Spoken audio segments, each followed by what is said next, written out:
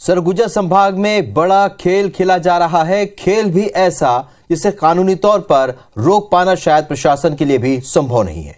इसकी गंभीरता का अंदाजा इसी बात से लगाया जा सकता है कि कमिश्नर ने संभाग के सभी कलेक्टर को इसकी रोकथाम और जांच के लिए पत्र जारी किया। इधर कानून के जानकार बताते हैं कि इस खेल को रोकने के लिए कोई प्रावधान कानूनी तौर पर नहीं है। कौन सा है ये खेल और कैसे शातिराना तरीके से इसे अंजाम दिया जा रहा है, देखिए एक्सक्लूसिव रिपोर्ट। सरगुजा संभाग आदिवासी बाहुल इलाका। कानूनी तौर पर आदिवासियों की जमीन सामान्य वर्ग का कोई भी व्यक्ति खरीद बिक्री नहीं कर सकता, लेकिन आदिवासियों की जमीन हथियाने के लिए सरगुजा संभाग में बड़ा खेल चल रहा है। संभाग के सरहदी जिलों बलरामपुर, जशपुर, सूरजपुर, कोरिया और अंबिकापुर में प्लानिंग के तहत गैर आदिवासी वर्ग के लोग आदिवासी वर्ग की महिलाओं से शादी कर रहे हैं, जिसके बाद उनके नाम पर जमीन की खरीद बिक्री की जा रही है। इतना ही नहीं, आदिवासी वर्ग की महिलाओं को चुनाव लड़वाकर उनका इस्तेमाल राजनीतिक तौर पर भी किया जा रहा है।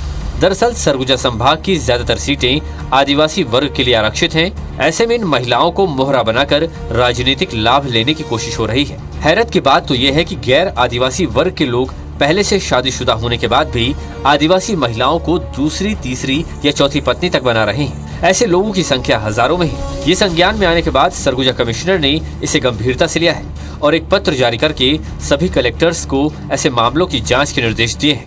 आदिवासी महिलाओं से विवाह करके गैर आदिवासी व्यक्तियों के द्वारा प्रॉपर्टी खरीदी जा रही है, तो इस सूचना को कमिश्नर महोदय ने बहुत गंभीरता से लिया और उनके निर्देश पर सभी कलेक्टर्स को सरगुजा संभाग के सभी कलेक्टर्स को एक पत्र जारी किया गया है।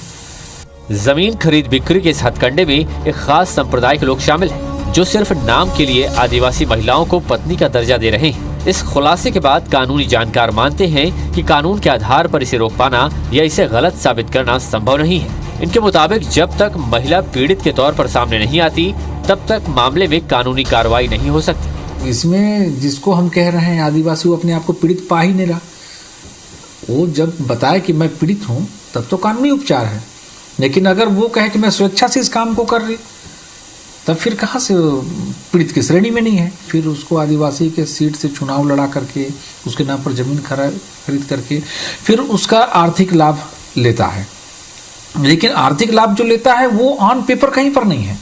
सिर्फ दिखावे के लिए पत्नी बनाकर आदिवासी महिलाओं को करोड़ों की जमीन का मालिक जरूर बना दिया जाता है, जिसके बाद इन जमीनों को प्लॉटिंग करके 2 गुनी और 3 गुनी कीमत पर बेच दिया जाता है। इस गंभीर मसले पर संभाग कमिश्नर ने संज्ञान जरूर लिया है। चुनौती है कि प्रशासन बिना कोई पीड़ित सामने आए इस बड़े खेल को कैसे रोक पाएगा। अभिषेक सोनी, IBC 24, सरगुजा।